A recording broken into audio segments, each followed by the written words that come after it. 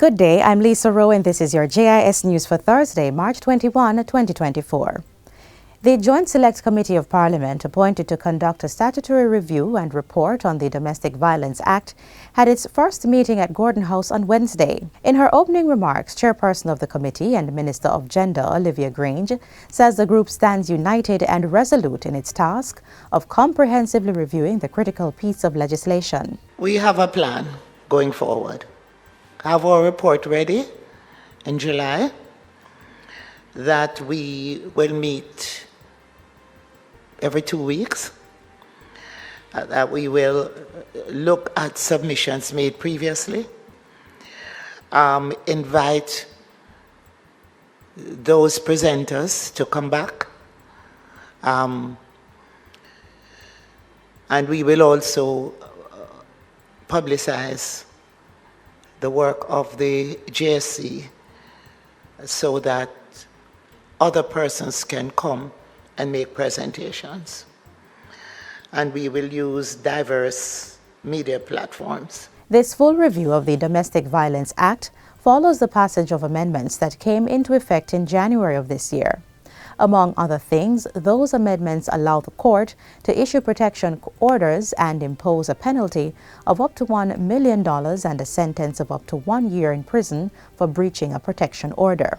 The amendments are indicative of the unwavering commitment of the government of Jamaica to tackle head-on the vexed issue of domestic violence and, by extension, all forms of gender-based violence within our society. Minister Grange says the committee's task is to further that work. In addition to Minister Grange, the committee is comprised of members of Parliament, Marlene Malahou-Fort, Dwight Sibley's, Tamika Davis, Dr. Michelle Charles, Denise Daly, and Dr. Angela Brown-Burke. They are joined by Senators Kamina Johnson-Smith, Cavan Gale, Abka Fitz-Henley, Sophia Longmore, Donna Scott Motley, and Sophia Fraser-Binns. Members of the public are invited to make their submissions to the committee by April 30, 2024. Meanwhile, amendments to the Dangerous Drugs Cannabis Licensing Interim Regulations are being finalized. The regulations will govern the licensing regime for the cultivation, harvesting, processing, or manufacturing, transporting, and retailing of ganja. Minister of Industry, Investment and Commerce, Senator Auburn Hill, gave an update during the recent meetings of the Standing Finance Committee of Parliament. The legislation is at OPC and should be completed soon because we're making adjustment. I have announced that we're going to waive fees in what we're proposing here for the first 2 years. He says the impending implementation of the regulations will pave the way for the Cannabis Licensing Authority to begin the issuance of licenses, permits, and authorizations. We're trying to make sure we build the market here locally as much as we can. We also reduce the requirements for small people who are under 2 acres to make sure it's easy. We're doing all that we can within the borders of Jamaica. The regulations are being finalized to give impact to the Cultivators Transitional Special Permit, the Community Special Permit, and the Alternative Development Program, ADP. There has been an uptick in domestic Irish potato production. Agriculture Minister Floyd Green gave that welcoming news during a recent visit of potato and hot pepper farms in Hindstown, St. Anne. The minister says he is impressed with the farmers' production levels so far this year. We have seen some record productivity metrics. Farmers are actually surpassing our national averages and even surpassing in some instances world averages for production of Irish potato per hectare. Our farmers appear to have put in a lot of work along with the RADA team, and I want to commend RADA, and we are seeing an uptick in Irish production for 2024. Minister Green points out that Irish potato production faced some problems last year due to drought. To address this, the Agriculture Ministry has been working to ensure the installation of water catchment facilities so farmers can harvest rainwater for use during the dry season.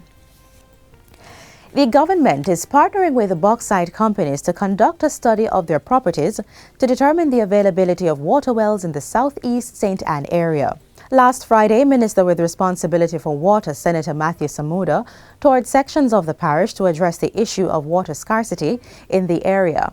He was accompanied by representatives of the National Water Commission, the Water Resources Authority, and Rural Water Supply. Minister Samuda says the plans for the area will be looked at in the short, medium, and long term to ensure that the investment program gives the largest impact.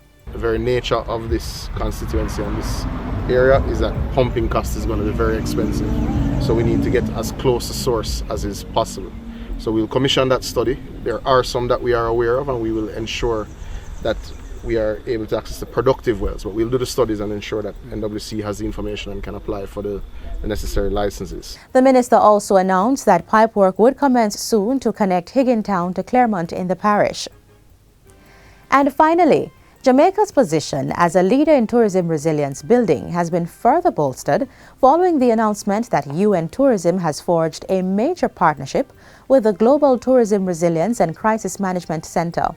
It is being rebranded as the Global Tourism Resilience Center. UN Tourism will also continue to partner with Destination Jamaica in hosting the Global Tourism Resilience Day Conference moving forward. Now we will be establishing the center as a global entity and in partnership with the UN Tourism.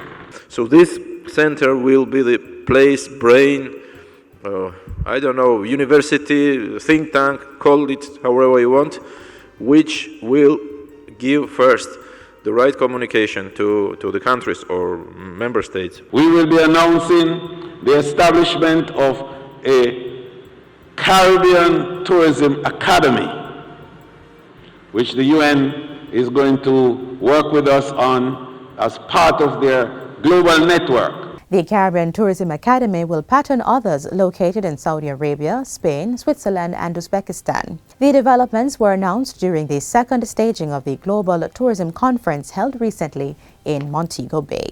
And that's it for JIS News Today. I'm Lisa Rowe. Thanks for watching.